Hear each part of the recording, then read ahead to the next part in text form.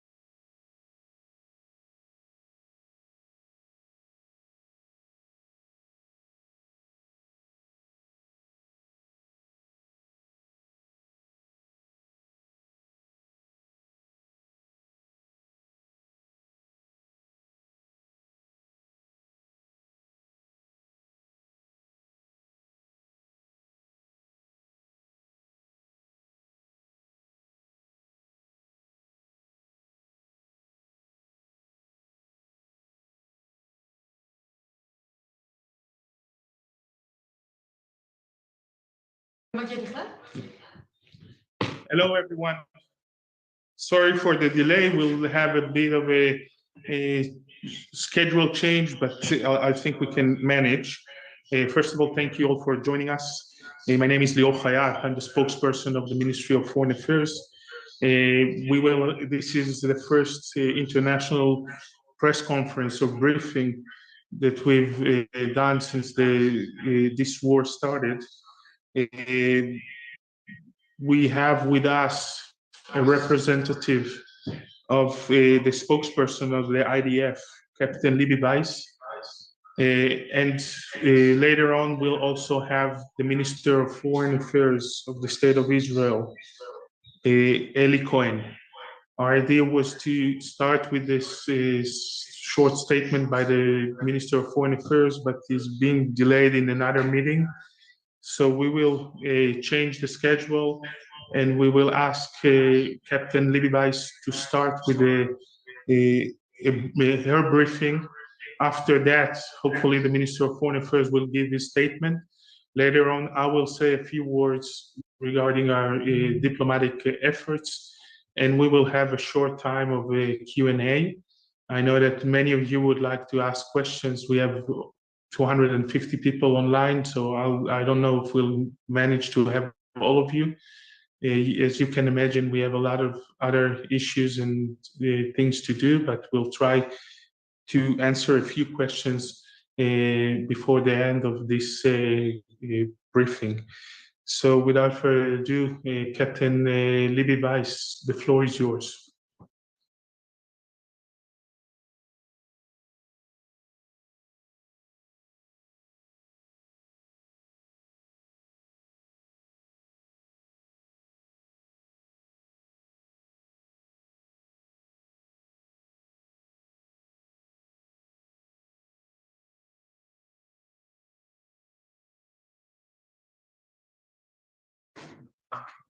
1 second, we have a technical problem. Libby, can you hear us?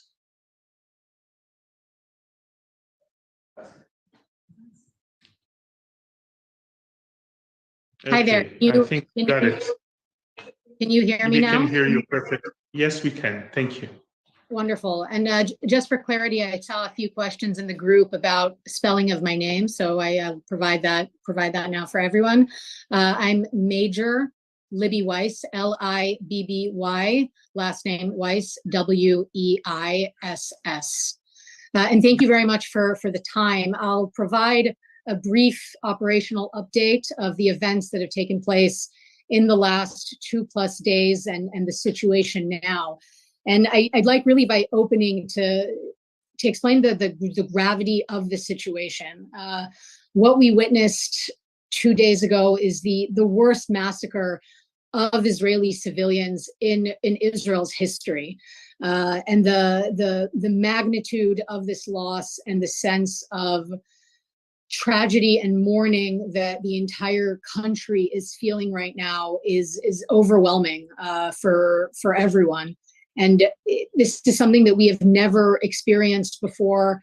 And the horrors that we have witnessed, it's almost hard to describe them in words. And I would almost like to even start at the end and start immediately with some figures that can perhaps give a sense of this incredible loss. So right now, the number of Israeli casualties is more than 700. The number of injured are in the thousands. Hospitals in the south of Israel, not far from the Gaza border, were overwhelmed with the number of injuries that arrived starting on Saturday, and we know that many of those injuries are very, very serious. And so we do believe that it's likely that the number of casualties could, of course, increase. And of course, there's no way not to mention the horror of the dozens of Israelis who were taken as hostages, essentially kidnapped by Hamas, dragged across the border into Gaza, and are now there being held by Hamas. And I have to point out the fact that this was an assault against Israeli civilians. We have seen, and of course we've heard the testimony and stories of people whose parents, whose grandparents, children, innocent civilians who were dragged across the border and are now being held as hostages by Hamas. So the numbers are horrifying and devastating. Certainly for us, but I think anybody anywhere in the world who has been seeing what has happened really unfold before our eyes. In terms of the timeline of events, on Saturday morning, roughly at around 6:30, up to 1,000 Hamas terrorists invaded Israel. Most came by land, but there were, of course, attempts by sea as well as by air. And once entering into Israeli territory, we saw a massacre take place. Terrorists went into more than 30 Israeli communities along the border, some kibbutzim, as we call them. These are residential communities. And once in these communities, they overtook them. They killed people, murdered people who were on the street, perhaps out for an early Saturday morning walk. They went into homes, murdered people in their beds. Others they took essentially as hostages and held them as hostages within those communities. And of course, many others were taken and dragged across the border into Gaza. In addition to this assault on so many residential communities, of course, at this time, we also know that there was a music festival that was taking place. Hundreds of young people enjoying music with their friends who had been out at this festival that was going on through the night and into the early mornings of Saturday. The weekend was the last weekend within this holiday period here in Israel, and we simply had young people who wanted to come and enjoy themselves at the festival. And The horror and the devastation is, of course, something that we immediately realized. And yesterday we made the horrific discovery of more than 270 people who simply were killed and slaughtered at this festival. Civilians who were there listening to music. That was apparently the crime that they committed. In addition to these events in the communities and the festival, we also know of other sites within the border that were attacked. Some military installations as well, but obviously a very large number of civilians who were murdered. It's also important to note that the Hamas terrorists attacked the Erez crossing, which is the crossing where thousands of Gazans cross into Israel every day for work. The fact that they attacked this crossing, murdered soldiers there, and essentially rendered the crossing now as non-existent, I think also speaks to the horror and the complete lack of disregard that certainly Hamas has for their own people. And since then, we've really been in a state, on one hand, of mourning, of a deep sense of national mourning, but also it's very clear to us that there is a battle that is taking place right now.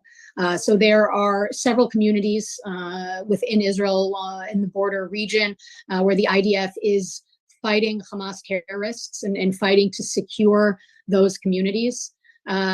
Residents of the south and the areas near the border have been evacuated and have left the area in order to distance themselves from the danger and to enable the IDF to fight the terrorists that are still there right now. And the main focus for the IDF right now, as this battle continues, and it really is important to note that we're not speaking in a sense of summarizing what happened or at the end of this fight. This is a fight that is taking place right now within Israeli territory. And of course, the main focus, several focuses. One, of course, being to secure the southern border, to make sure that there is not a single Hamas terrorist in Israel.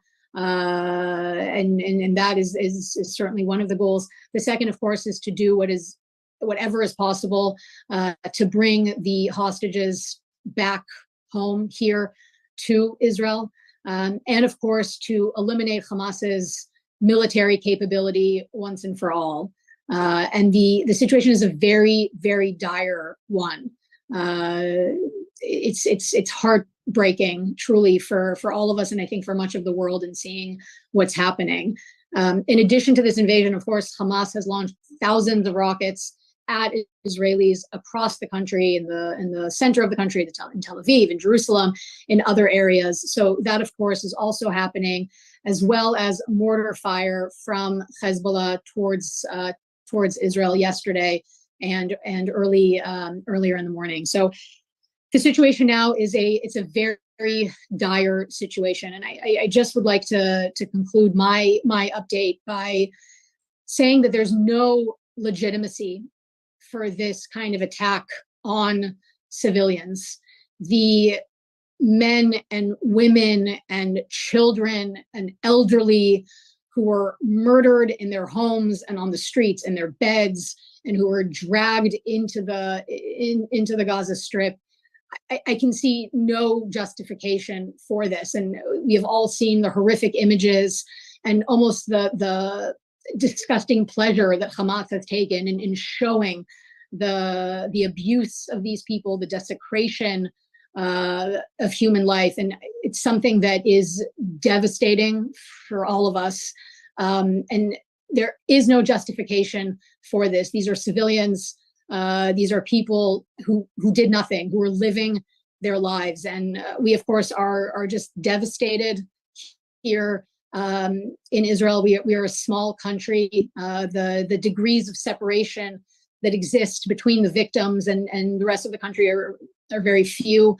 And we anticipate that this will be a long process. We see challenging days ahead of us, and we really right now are in the midst of it as we speak.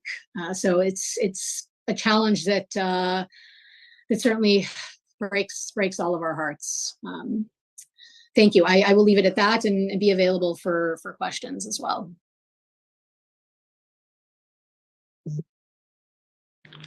Thank you very much, Major. Sorry for giving you another title. We just been notified that the minister is on his way here, so it will take one more minute, and we'll wait for him. Just a second.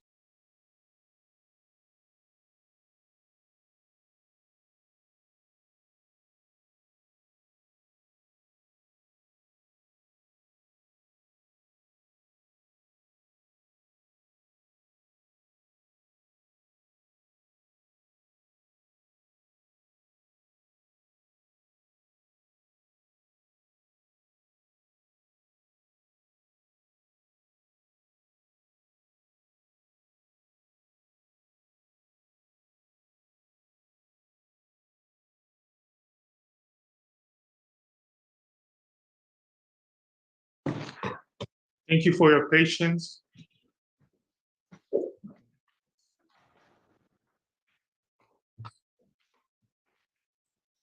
Yes, in a second. So I'm honored to present the Minister of Foreign Affairs of the State of Israel, His Excellency Eli Cohen. He will give a short statement. Thank you for your time, Minister. We are here with 250 journalists from all over the world. The floor is yours. Yes. Thank you. Thank you all for joining us. Israel is at war. We are in a war, and we did not choose to start this war, but we are facing a vicious terror organization, Hamas. I visited this morning our southern cities, Ashkelon, Netivot, Ofakim. I heard, and part of this you saw in the social media, what is actually been there. We saw a massacre, a brutal slaughter of civilians. We saw slaughter of children, women, teenagers that shot by gunshot like they were ducks. Entire families, mother, father, children, all of them together, that murder. It's an evil that not created even by the devil. I think that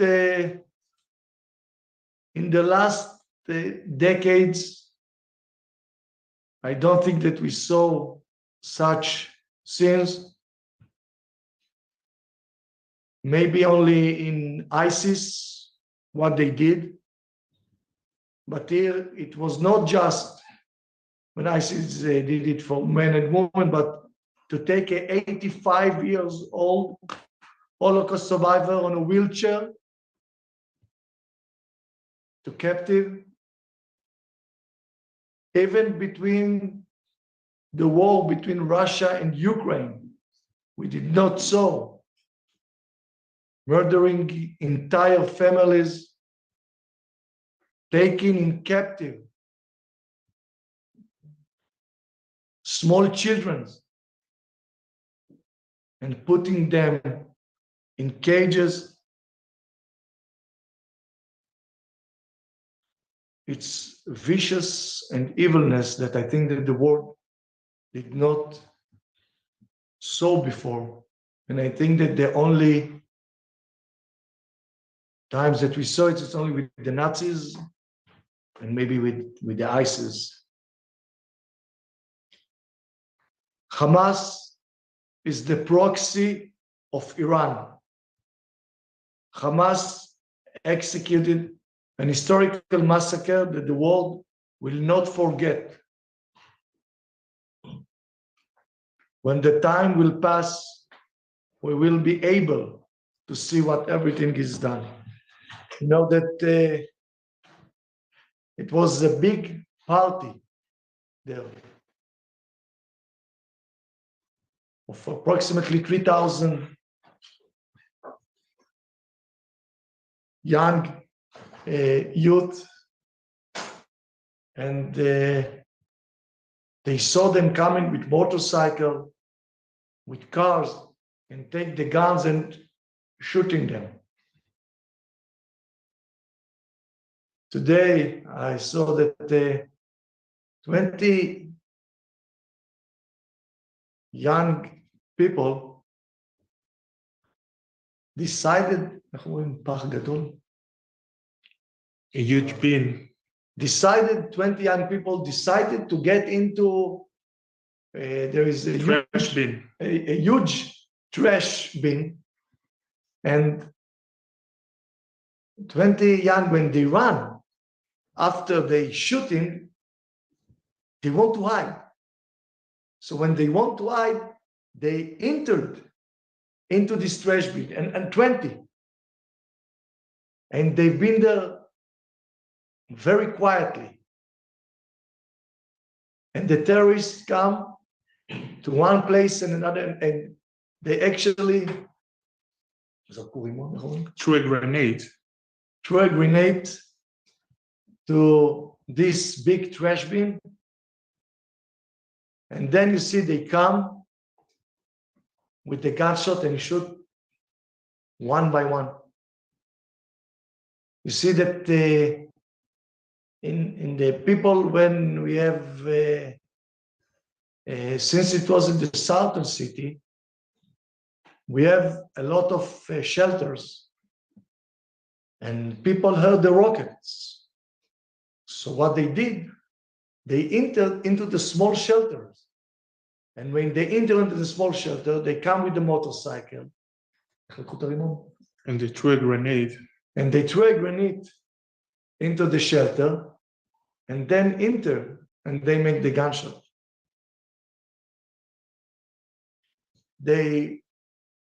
It was since that it was really evilness.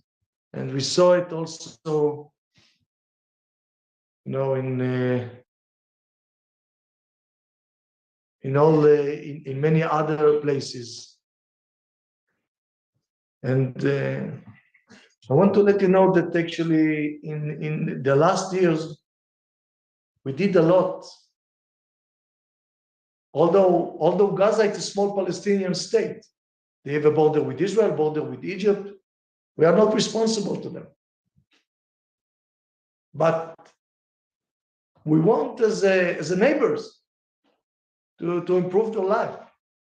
So we all the time increase the number of the employees that come to work in Israel, although it was not our responsibility. We are not entitled. They have their own land. They don't have any Israeli in Gaza. There is no dispute in regards to the land of Gaza. We gave the Palestinian Gaza till the last millimeter. There is no dispute in regards to the land. We supply them water, electricity. We try to give them work to come to work in Israel. And this is something which we cannot describe in words. There's not words to describe what happened there. And therefore, what was in the past will not be in the future. It's change from now on. Israel will never forgive. Right now, there is more than 700 people that murdered, that slaughtered. More than 100 people that took in captive. Children, 2 years old, 3 years old.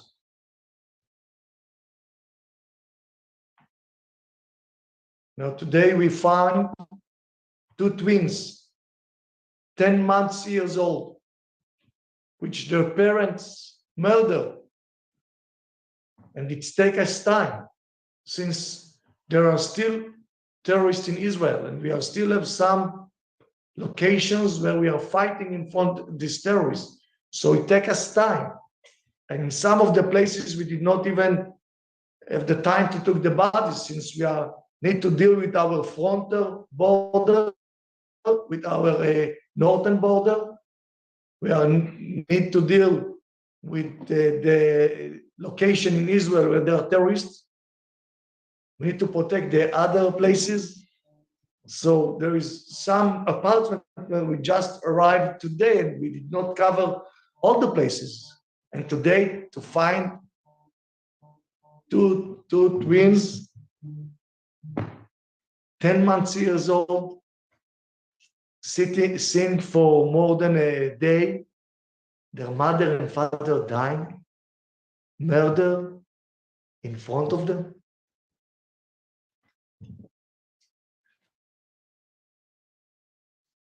They start kidnapping babies, mothers, elderly people.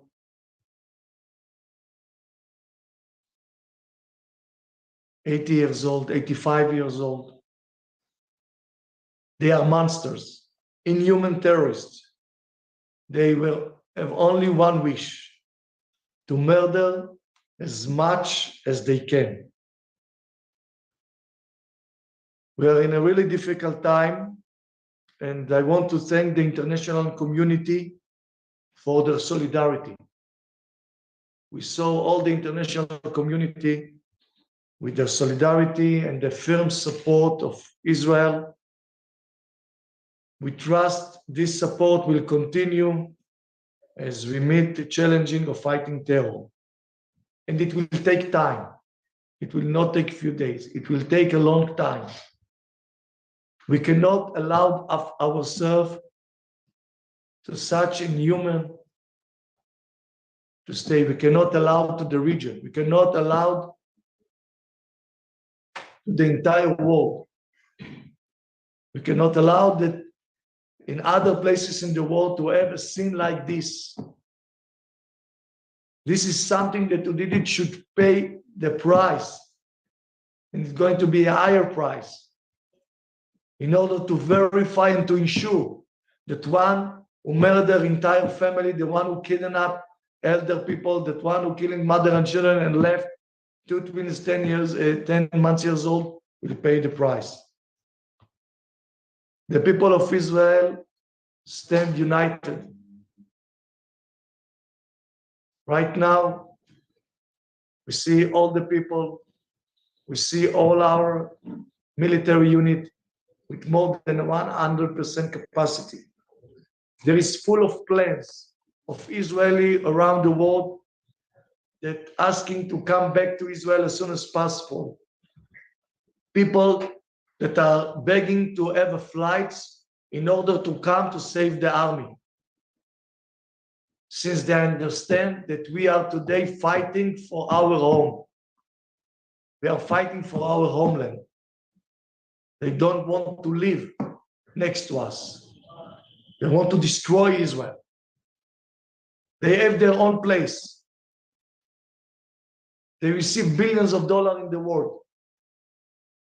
Any normal people who receive billions of dollars from the world should use it to build hospital, commercial center, industrial zone, not to take all the money to dig tunnels, to build rocket factory, and to have weapon factory to slaughter people after they have their own land and there is no dispute in regard to this land. I want to assure you that we will defeat terror because we have no other choice. We have no other choice. There are many Israeli and also others from different nationalities which held in hostage. We are committed to bring them back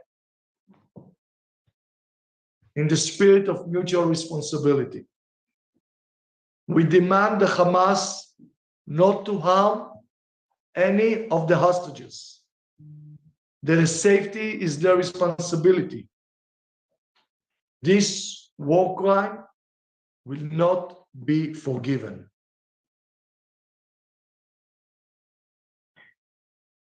We will continue with all the might and zmin to fight for our homeland, and we will win.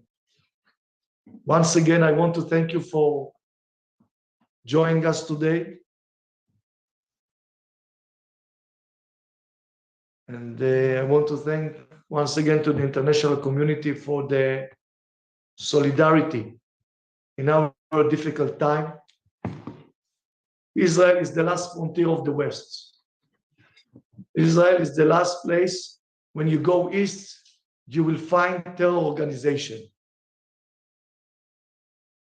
We are the only democracy, a real democracy in the Middle East. You know, you saw in the last weeks, months, years in Israel, you saw a lot of protests. Israel is the only place where you can see protests, since Israel is democracy. When people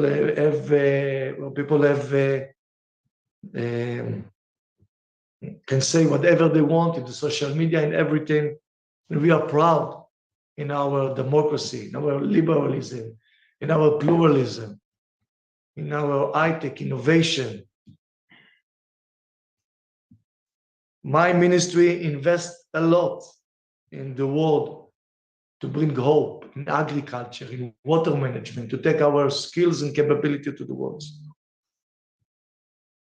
But right now we need to fight.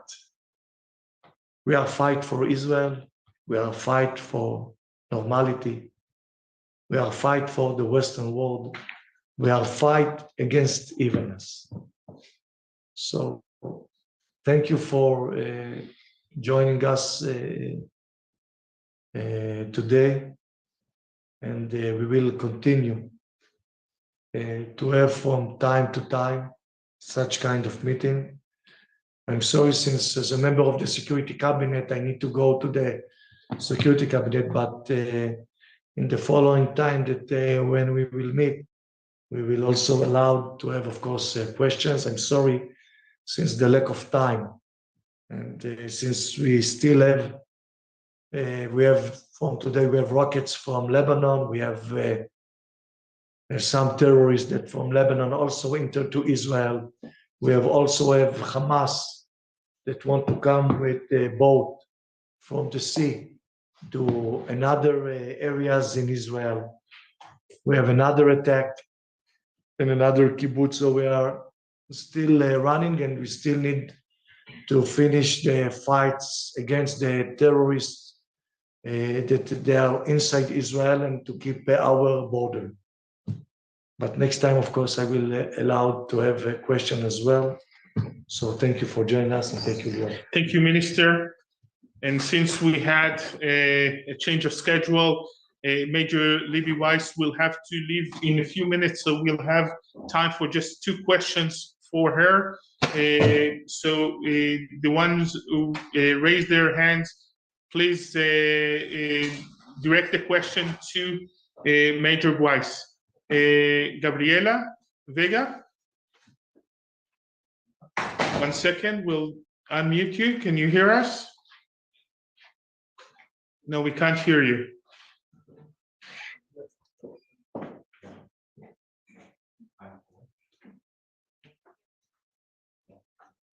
No, I'm sorry, we can't hear you. Ibrahim?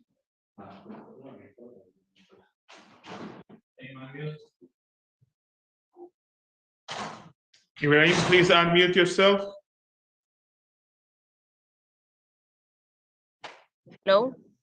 You can. Oh, now we can hear you, Gabriela. Okay. Ibrahim, Okay, thank wait you. a second. Thank you. We'll start with Gabriela and we'll move back to you in a second. Gabriela, go ahead.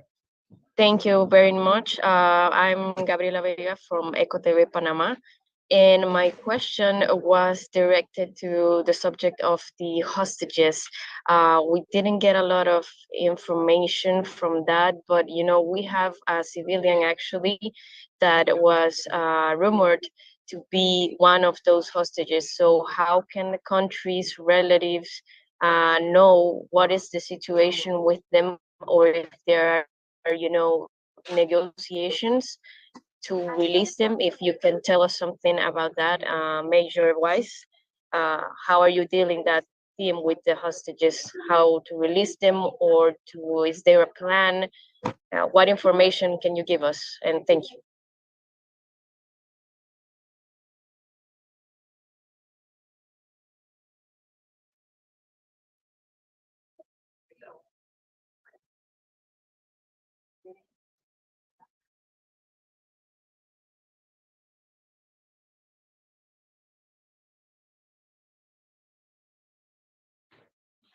Okay, 1 second, we'll unmute.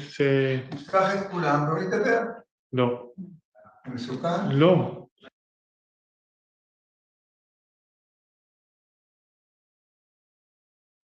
Okay, I hope everyone can hear me. We can hear you. So I've seen several questions about the hostages in the chat. So what I'll address, at least from the military perspective, by saying I think that for obvious reasons, we can't at this stage elaborate too much about IDF plans or anything along those lines.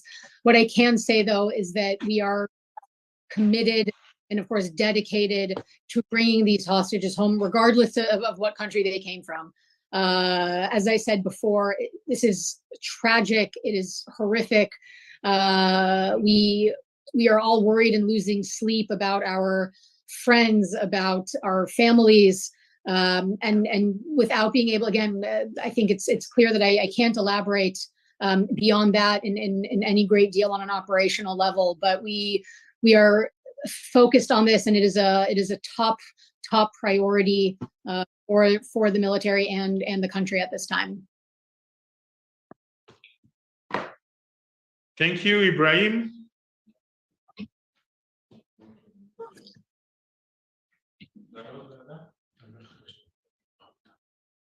Is your hand up, Ibrahim? Okay, so we'll move to Ross Latino. Yeah, so the Wall Street Journal has reported that top officials with Hamas and Hezbollah have indicated that they were involved in planning with Iran, and that Iran was involved in a meeting on last Monday in Beirut where they greenlit the attack. Is there any shareable information that you guys have to the extent of Iran's involvement in the attack? Well, what I can share, and of course, I'll allow the MFA here to jump in after. What I can say is that we know historically Iran has been a very, very strong supporter of Hamas, has provided Hamas with considerable financial support and other kind of support. And naturally, we do believe that Iran plays a role in what Hamas and the actions that Hamas is carrying out. But I can't provide from the military perspective. I can't provide any additional information beyond that right now. And I leave the floor to the Ministry of Foreign Affairs if they'd like to add more to that. And on that note, again, I thank you all for your time. I unfortunately need to leave at this stage, but certainly am available through normal IDF channels for anyone else. So thank you all. Thank you all very much. Thank you very much, Major Weiss, for your time and for your message. Before we add on with the other questions, I just want to say a few things. Since the beginning of this war, we've been receiving dozens of messages of solidarity and support from world leaders, heads of states, ministers of foreign affairs, and thousands of ordinary people from around the world. Those messages are heartwarming and very important for us. Most of those official messages condemn Hamas, condemn this horrible terror attack. Many countries also stated that Israel has a right to defend itself and to defend its citizens. We really appreciate the international support. It's important today, and it will continue to be important in the future. It's very important for us to say we are at war. This is a war against a terror organization. Our main goal is to ensure that Hamas and other terror organizations in the Gaza Strip will not ever have the capability to do this kind of atrocities again. We obviously have a goal to liberate the dozens of civilians and soldiers that have been kidnapped and been held by Hamas and other terror organizations. The responsibility for the well-being and the safety of those kidnapped Israeli citizens are in the hands of the Hamas. This will not be a short war. This has nothing to do with other military operations that we had in the past. This is a long war against terrorism, and I can assure you we will win this war. Israel left the Gaza Strip 18 years ago. We have no intention of going back. We had no intention of going back there, but we will not, and I repeat, we will not allow this reality to continue. So this is my statement. We have about 10 more minutes for questions, and we'll start with Peter. Peter, please unmute yourself.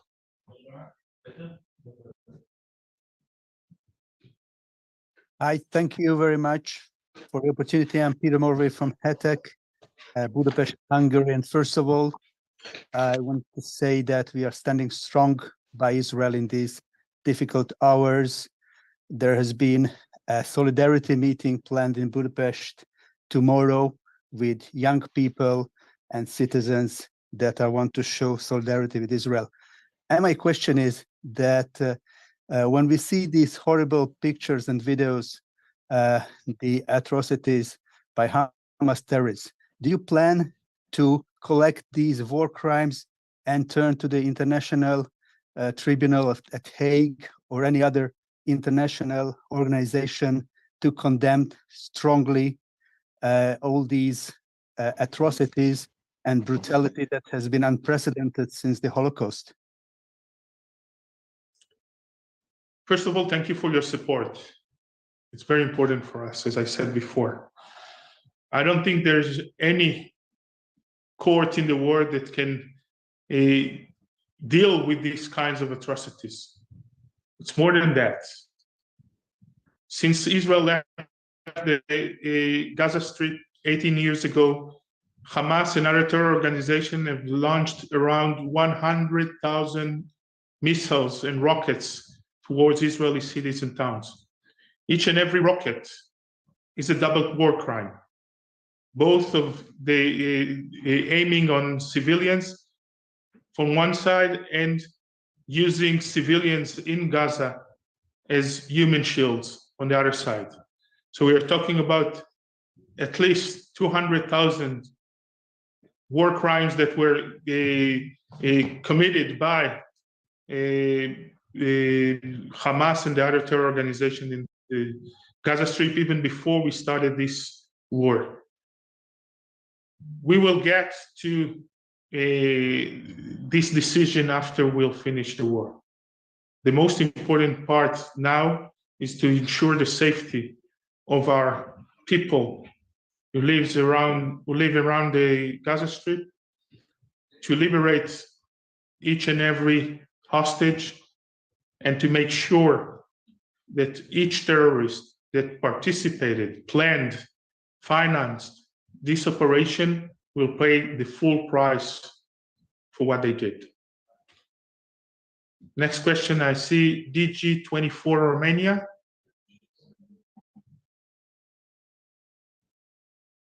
Hello, thank you very much for taking my question. I just want to start by expressing my solidarity with the people of Israel in these trying times.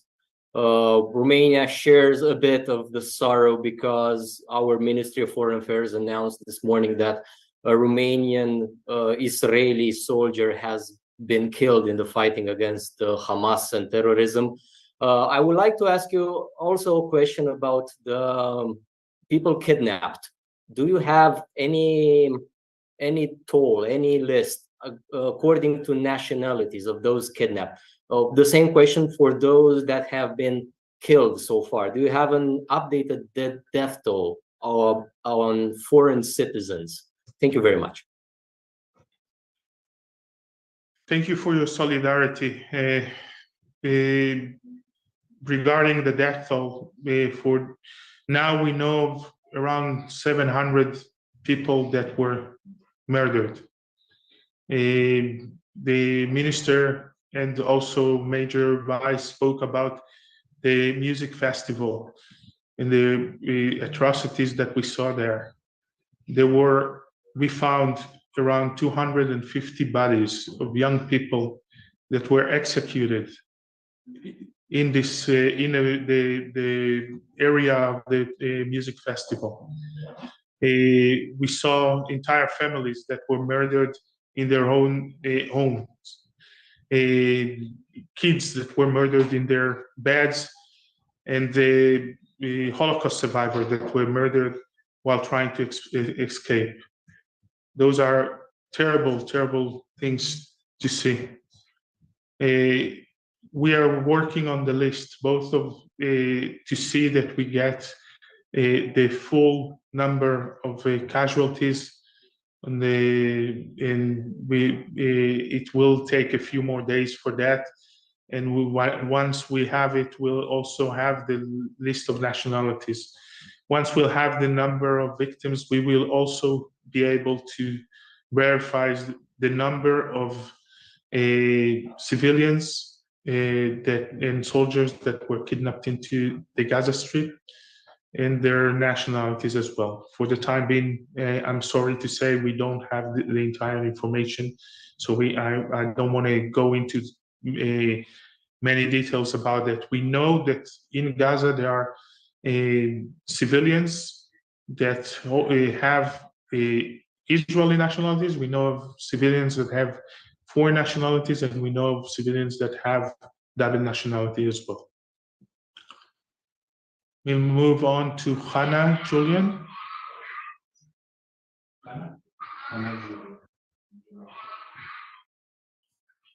Thank you.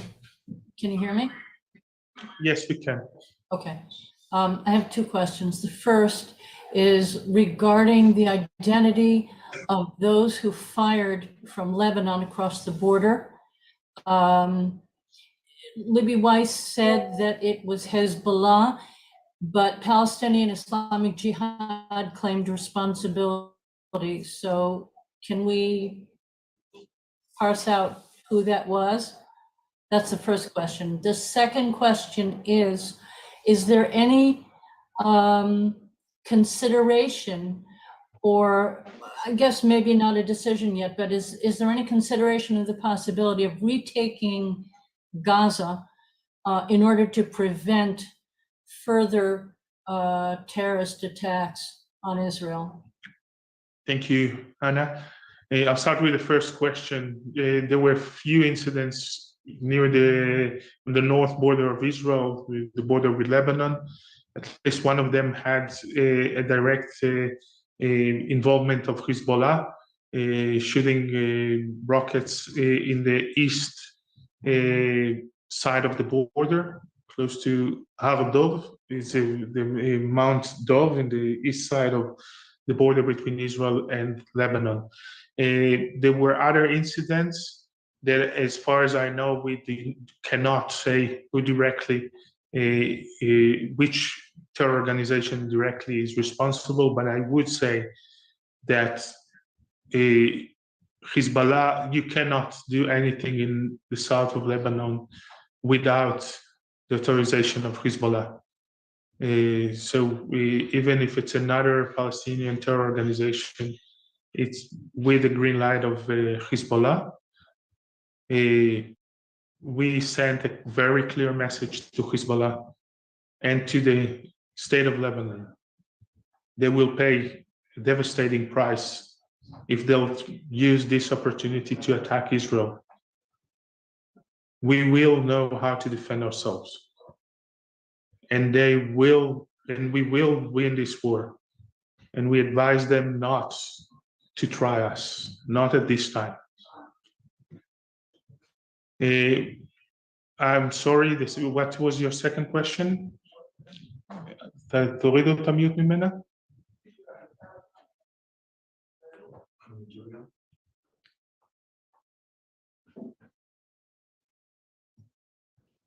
One second.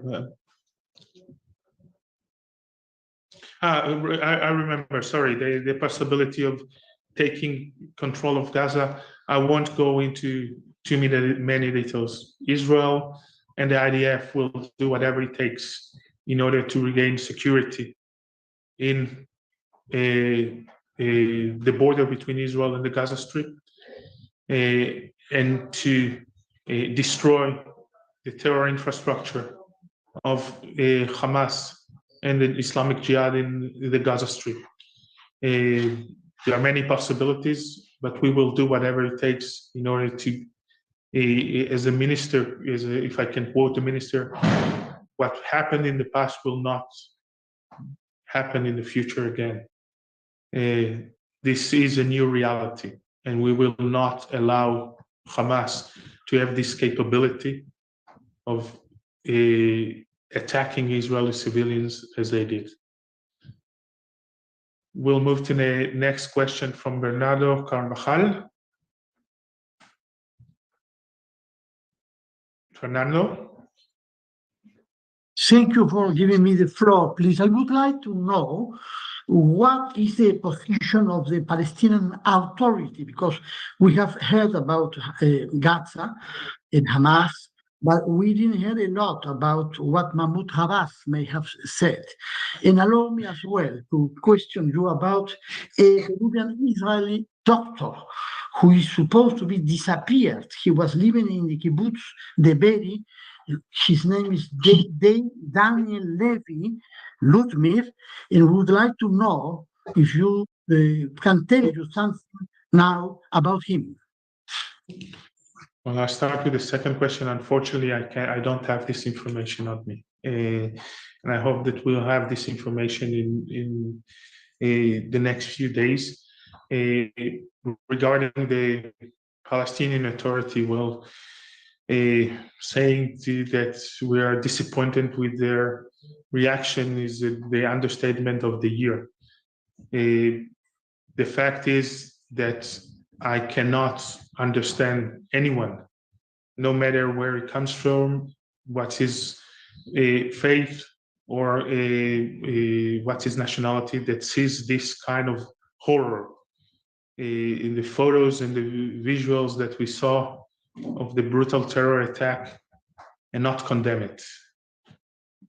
But on a personal level, I'm sickened of people trying to avoid condemning this kind of atrocities. It's a very clear message. If you do not condemn this kind of terrorism, you're part of the problem. You're giving a green light to those monstrous animals that slaughtered and executed civilians just because they're Israelis. We'll move on to the next question. I'm sorry, I cannot. PBS NewsHour, sorry.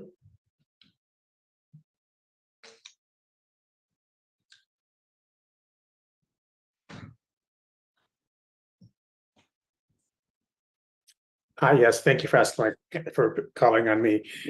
Can you tell me, is the Israeli government trying to negotiate with Israel or other countries to get Hamas to free the hostages? We are not negotiating with anyone at this time. We are in a war, and I think that this is not the time for negotiation and mediation. We are still trying to secure our border, to find out if there are any other Hamas terrorists on Israeli territory, and to find people that are injured or even dead in the area. We are not talking about negotiations nor mediations at this time. I'm sorry, but I do have time for one last question. Dennis, I'm sorry, that's the last, the one on the left. Your name is, I don't know how to pronounce it, so. Yes, hello, this is Daniel Steinfurt from Neue Zürcher Zeitung. Can you hear me? Yeah, okay, no, this is not what I had in mind, but yes, Daniel, are Yes. you on camera? Yes, sorry. Okay. So my question is, the EU has announced to suspend all payments to the Palestinian side for the time being. In Brussels, it has been said that all aid would be put to the test. And Germany is also stopping all payments for the time being. Are you satisfied with that measure? Is there something you would expect further from the Europeans? I think we heard a very clear message from the European Union and from all the country members, the state members of the European Union in support of Israel. We've seen events in different countries, such as France and Germany. In Germany itself, the Israeli flag was raised on the municipality of Berlin, among other events that were in solidarity with Israel. And we saw that in Paris, and we saw that in Austria and in the Czech Republic and many other countries. Stopping the payments to the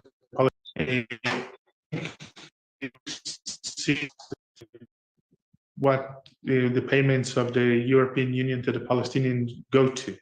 There is a report by the European Union stating that the textbooks of the Palestinian Authority that are being paid by the European Union are full of messages of anti-Semitism and incitement for violence and terrorism. And I'll repeat that. European Union was financing textbooks of the Palestinian authorities that were full of anti-Semitism and incitement for violence and terrorism against Jews. This is a terrible thing. I can't understand how Europe itself and the European countries can support anti-Semitic propaganda. And I'll put it in this, and I'll add to that 80 years after the Holocaust. This propaganda, those textbooks are the root of the Palestinian terror against Israelis. Young people are being taught, educated to hate Jews and to murder Jews. Those are the textbooks that the Palestinian Authority uses, and those are the textbooks that the European Union are paying for. So I'm very happy with the decision to review those payments. I think that the entire international community should review the way that they see the conflict here. The images that we saw in the last 48 hours should never be forgotten. Never again. Thank you for your time. We will try to do this kind of press conferences again in the coming days. Thank you for your time. Thank you all for your solidarity. And hopefully we'll see each other in better days than that. Goodbye.